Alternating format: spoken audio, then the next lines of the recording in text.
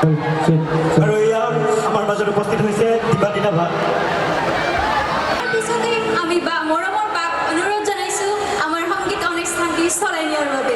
ধন্যবাদ। কি খবৰ সকলোৰে?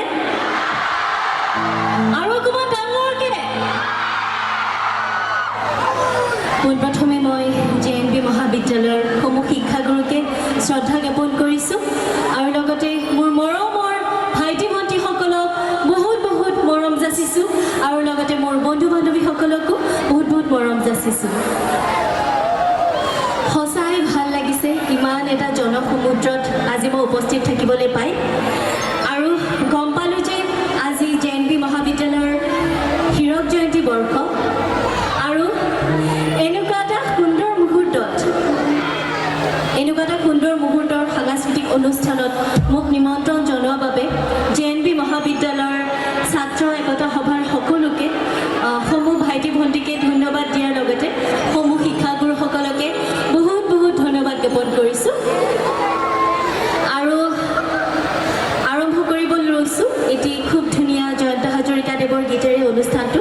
তাৰপিছত আমি নাচিব পৰা গীত গাম আৰু সকলোৱে নাচিব লাগিব। সাজুনে?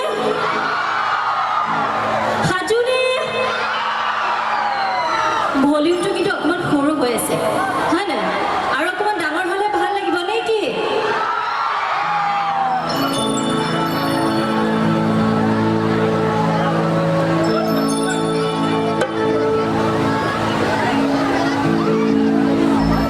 মায়াময় ৰূপালী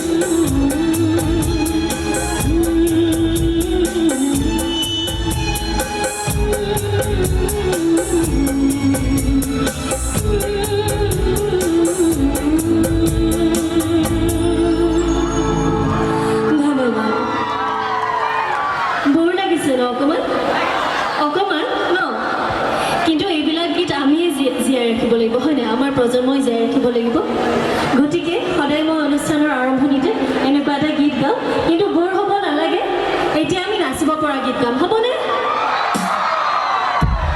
চিঞৰটো অকণমান ডাঙৰকৈ লাগে থেংক ইউ